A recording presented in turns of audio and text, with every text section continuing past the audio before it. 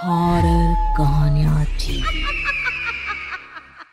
कंचन rudali part 1। माथे पर काले रंग की बिंदी लगाए, काले जोड़े में अपने पल्लू से अपने मुंह को धत्ती फुफकार कर कर रोती चीखती औरतें छाती पीट पीट कर अपना शोक व्यक्त करती एक लाश को घेरे रो रही थी।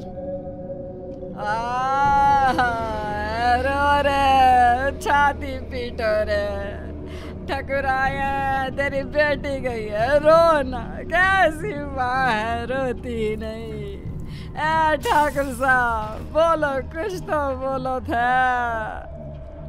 अरे ऐसे बूथ बनकर रहेगी तो ये दर्द तुम्हारे सीने में ही रह जाएगा। रो रो कर इसे निकाल दे ठकुराइन।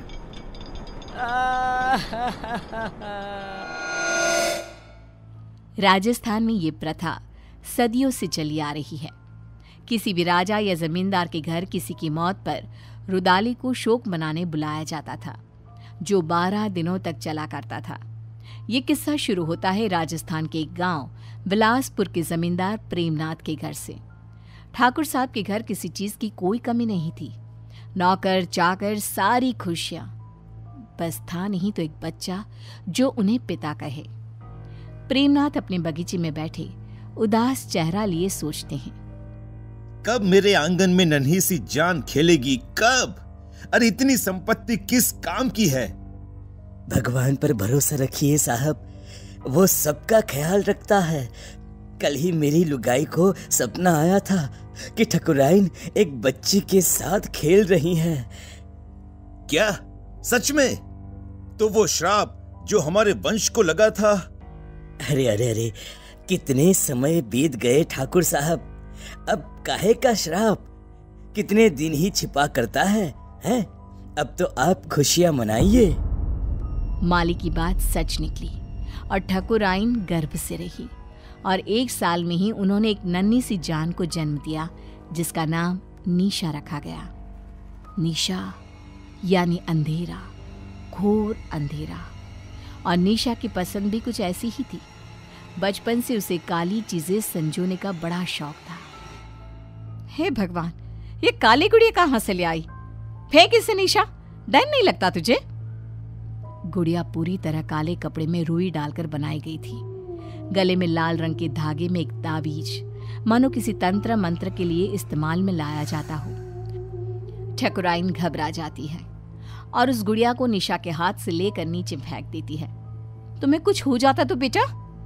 नहीं माँ, मुझे क्या होता? ये डॉल तो मेरी फेवरेट बनेगी। मुझे काला रंग कितना पसंद है, आप जानती हो ना माँ। ऐसी ही कुछ अजीब हरकतें करती निशा बड़ी हुई और आज 18 साल की होने वाली थी। एक दिन बाद ही उसका बर्थडे था। अपने जन्मदिन और मौत के एक दिन पहले वो रात को कहीं से बड़ी देर से लौटी और आते ही अपने कमरे में चली गई। और उस रात की सुबह फिर हुई ही नहीं। आज आसमान कितना अलग सा है ना, कितना घोर अंधेरा है। तुम्हें अंधेरे से कैसा प्यार है लाडो? अमावस की रात आते ही बाहर जाने के लिए बेचैन हो जाती हूँ, पर हर बार की तरह इस बार भी तुम्हें बाहर जाने नहीं मिलेगा। जाओ कमरे में आराम करो। कल जन्मदिन है ना तुम्हारा, बहुत बड़ी दावत रखी है गांव वालों के लिए।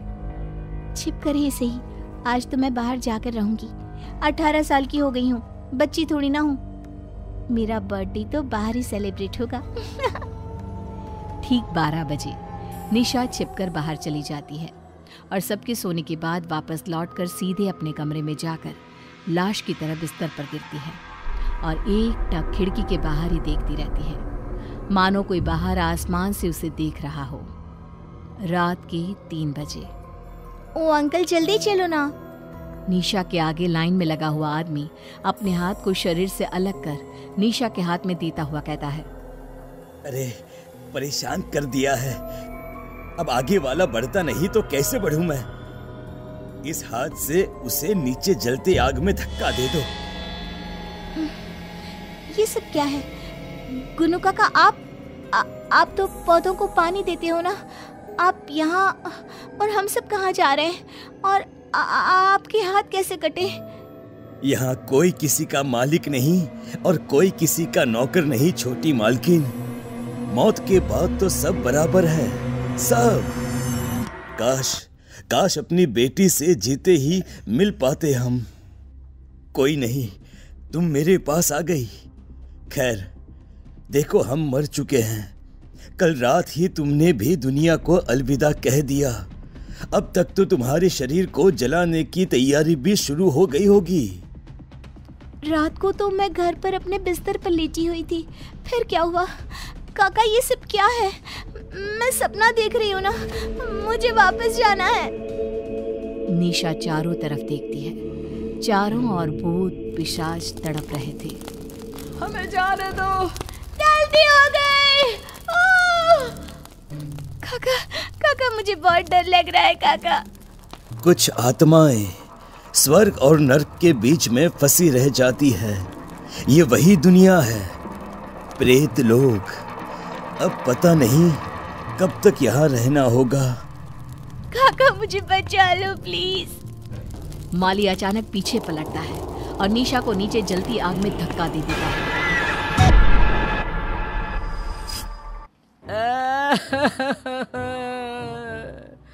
अरे लाश के अंगूठे में धागा तो बांधो।